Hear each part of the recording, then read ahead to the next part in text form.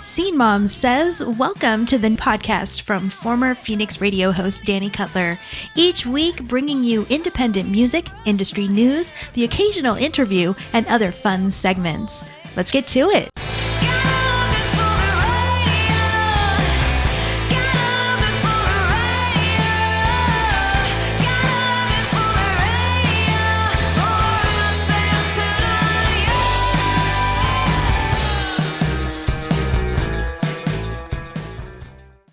Scene Mom Says hello and welcome to episode 87. I'm Danny, your host and Scene Mom, and I am always so glad that you have joined me. Thank you. I hope everybody has had a good week. I tell you, I have been tired. There's just been a lot going on. I feel like every time I come up for air, 30 new things push me back down. I'm going to have to give myself some time off pretty soon. Even a long weekend would be amazing right now if I can swing it. I did end up missing the Grown Up Noise show last weekend. The snow ended up coming, and even though it was only about 4 or 5 inches, they took until Sunday morning to clear the hill leading up to my house. The one weekend. I do love this weather, don't get me wrong, but I could use some temps in the 40s and 50s again. I guess instead of a rain check, I get a snow check. All right, enough blathering from me. Let's get back to the show. I have your music news, music history, your marketing tip, and I have some nerdy news to share with you this week. Plus, of course, 5 amazing indie tracks for your ear holes. So let's get back to the music with more music from one of our 5 main stage artists that are playing the first Montapalooza at the end of May. Hotel Saturn is under the Rock Garden Records label, and they're just so much fun to listen to. I'm very grateful they said yes when I asked them to play the festival. I can't wait to see them on the water stage, which will be the amphitheater with the pond behind it. So beautiful. This is called As Long As It Lasts, and you're listening to What Scene Mom Says.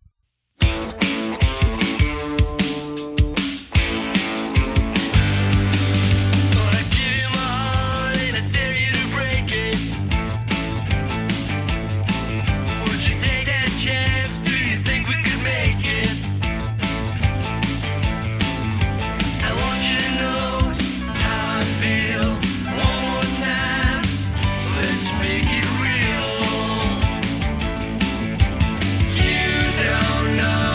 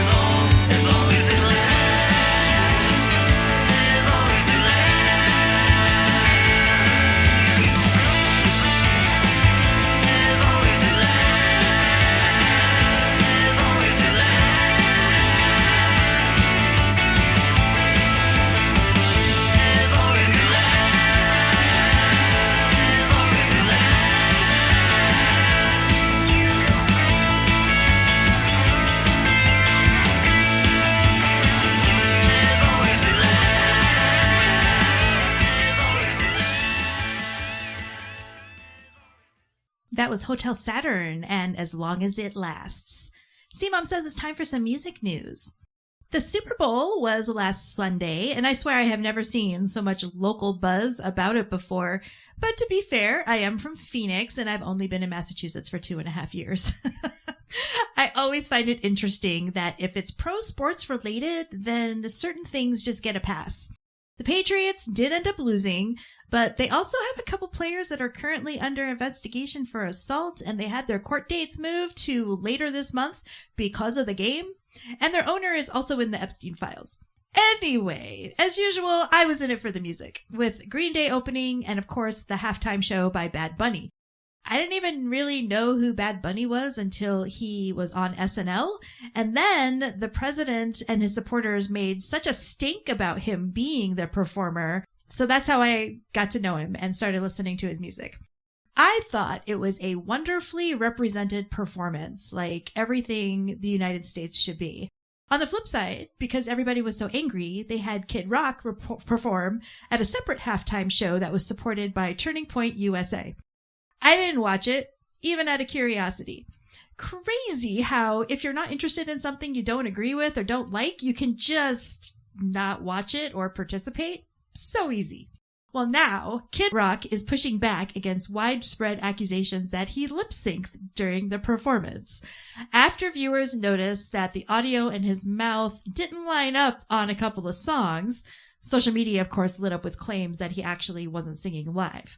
So Kid Rock denied the charge, telling Fox News that any mismatches were due to technical syncing issues with a pre-recorded set and his DJ's vocals not aligning properly. He even promised to do a live version to prove the performance was real. How is that not admitting that you lip-synced? Another thing I don't really care about, though, these productions are huge. And I figure if it's your voice, that's good enough. I took my mom once to see Frankie Valli. This was like several years ago before I moved to Massachusetts. The man is now 91 flipping years old. And yeah, he used a voice track. It was still the most amazing concert. It was so much fun. There is more lip syncing going on in performances than you think. Just own it if you do it. Okay, before this turns into Danny's music news soapbox, let's get back on track. More news. TikTok is making a major shift in the US that's going to end independent seller shipping and centralize logistics under its own system, according to a notice that was shared with brands. Starting late in February, merchants selling through TikTok Shop will no longer be able to handle their own fulfillment with their own shipping carriers or labels, a practice known as seller shipping. Instead, orders must be processed through TikTok's built-in logistics services like FBT, which is fulfilled by TikTok, or TikTok managed shipping options, or they'll risk losing access to the marketplace. This change comes as TikTok's U.S. ownership changes hands, and it reflects a move towards tighter control over the customer experience, but many brands are calling it a potential logistical headache as they scramble to adapt their operations, integrate new systems, and navigate a more centralized fulfillment model, and it kind of resembles Amazon-style control rather than open self-dispatch. Now, is this music news? Of course. If you're selling albums, if you're selling merch, if you're selling something and you're using it through TikTok and you want to send and mail that merchandise directly and you do it yourself, you won't be able to do that anymore. I just don't like where that's going. We see how Amazon has got control over everybody's shipping. And finally, Spotify has reportedly removed about 25 million streams from every track on musician 21 Savage's latest album, What Happened to the Streets, a move that was spotted by listeners earlier in the month without any formal explanation from the streaming service. The sudden drop sparked speculation online that Spotify might be cracking down on bot-generated or artificially inflated streaming numbers, even though no official accusation has been made against the artist or his team. The album originally debuted at number 3 on the Billboard 200 after its December release, featuring big-name collaborators, but the stream rollback quickly became a talking point and raised more questions about streaming integrity, bot activity, and how platforms police inflated numbers in the digital music landscape. This is a big reason why all streaming services have to have very strict oversight for AI and bots. It is just too easy to inflate those streams, and that will continue to push down independent musicians who are trying to just be heard and maybe get, 1,000 streams, 5,000 streams. So that's your music news this week. And if you have any music news to share, or if you have any feedback or any other thoughts, you can always send me an email, scenemomsays@gmail.com.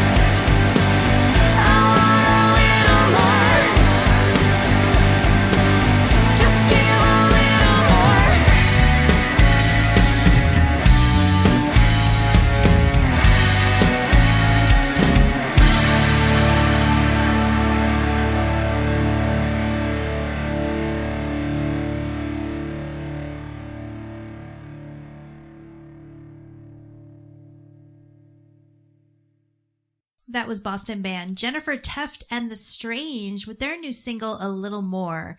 I need a little more of that in my life. It's so good. C-Mom says it is time for some music history. On February 9th in 1964, the Beatles appeared on The Ed Sullivan Show. An estimated 73 million viewers tuned in, making it one of the most watched TV broadcasts in U.S. history, and the moment that Beatlemania fully exploded in America. On February 10th in 1973, Roberta Flack's Killing Me Softly with his song hit #1. The haunting ballad topped the Billboard Hot 100, becoming one of the most emotionally powerful songs of the decade. On February 11th in 1963, the Beatles recorded Please Please Me in a single day in a marathon studio session. They recorded nearly their entire debut album, and they captured that raw energy that really launched their career. In 1963, on February 11th, the greatest voices in pop and R&B history was born, Miss Whitney Houston. She was born in Newark, New Jersey, and she definitely redefined vocal excellence. On February 12th in 1939, Ray Manzarek of The Doors was born. As co-founder and keyboardist of The Doors, his swirling organ sound became a defining element of psychedelic rock. On February 13th in 1975, Peter Gabriel left Genesis. His departure marked the end of Genesis's theatrical early era and opened the door for Phil Collins to step forward as frontman. And that is some music history for you this week.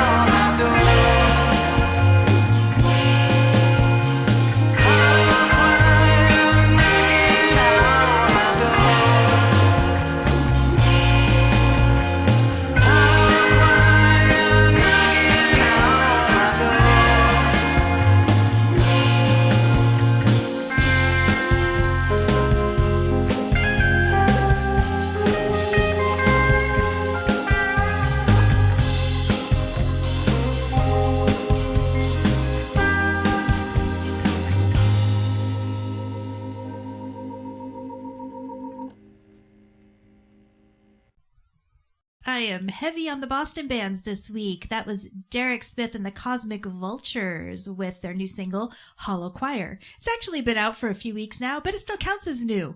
Check out all of their music. You won't be disappointed. All of the links you need for Derek Smith and the Cosmic Vultures, as well as everything you hear on the show, will be in the show notes. C-Mom says it is time for your marketing promo tip of the week. When you have consistent content, the algorithm doesn't matter as much. Here are some ways that you can use being consistent in your content beyond just how often you post. Posting often doesn't always equal being consistent. There is a difference between that. So one way you can do that is by telling stories, and or you can have community first content. Another way is you can use recurring themes, like a Tip Tuesday or a Follow Friday. You make it relevant to your brand. I do both of those. Well, I don't really do a Follow Friday, but I definitely do a Tip Tuesday every week online, and I also do my Mindset Mondays. Get into the comments daily as well. Comments of your content and other people's content too. People aren't going to know you're there unless you're commenting on things and being supportive or giving your thoughts. They notice you. And another thing you can do is to mix content that is, quote, evergreen, which means you can use it just about any time. It remains the same and consistent along with new trends and new information. Having that plan, that content calendar with the plan of action will always help you in figuring this out and being consistent. And as always, if you want to chat more about your marketing and promoting your music or your brand, you can always schedule a consult with me at dannycutler.com, and you can subscribe to the newsletter for even more information. And there's the private Facebook group. And yes, links will be in the show notes.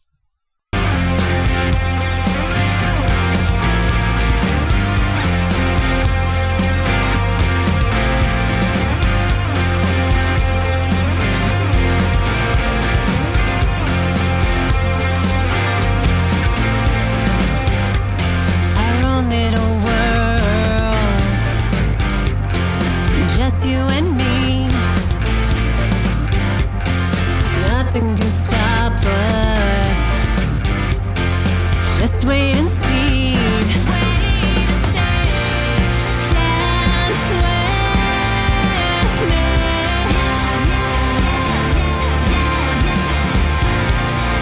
Dance with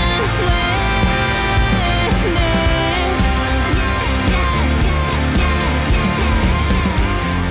Mornings with you.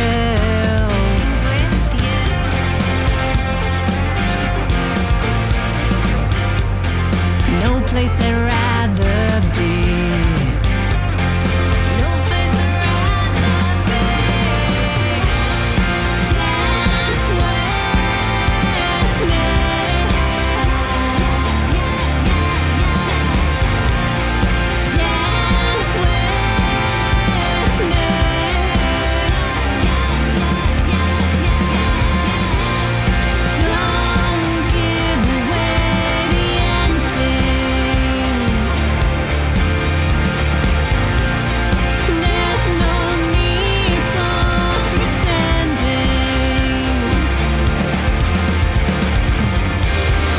Dance with me. Dance with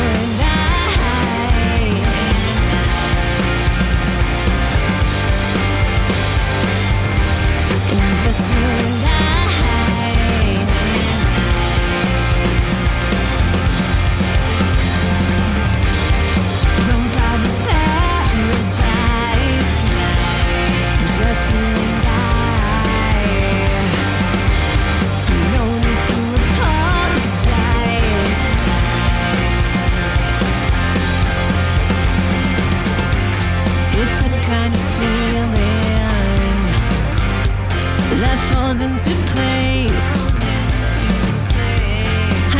Can't explain it.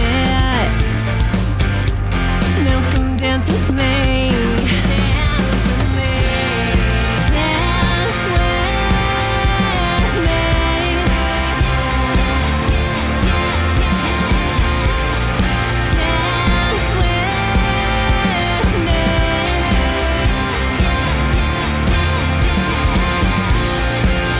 Don't give away the ending. There's no need for pretending.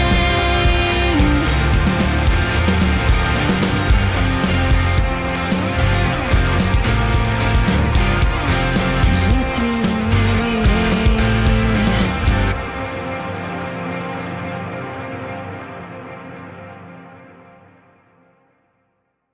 A little Valentine's Day love from Boston band Arrows of Athena. This was released as a Bandcamp only special. There will be another Bandcamp Friday in March, but just want to give you a reminder that artists still receive 80% of the profits no matter what day it is. On Bandcamp Fridays, they get 100%. Head over and give them a little love. It's Valentine's Day after all. C-Mom says now it is time for some nerdy news. After nearly 3 decades off free broadcast TV, the 1939 cinematic classic The Wizard of Oz is coming back to the airwaves in the United States this fall. The beloved musical, which has become a cultural staple through annual network broadcasts from the 50s up until 1998, will air multiple times on MeTV as part of its Halloween Bonanza lineup, marking the first time in 28 years that audiences can watch it on broadcast television without cable or streaming.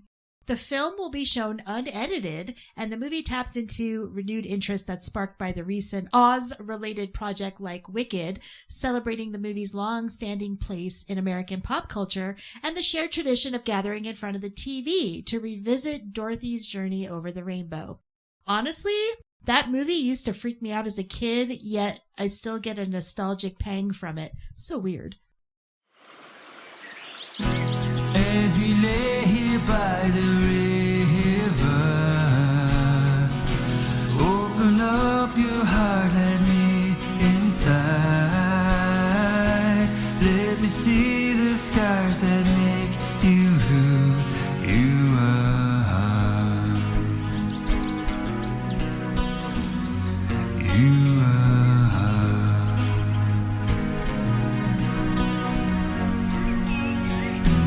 I know someday we'll just float away. Maybe that scares you, but we'll find a way. It's just a night that makes me feel the way you do. And you do.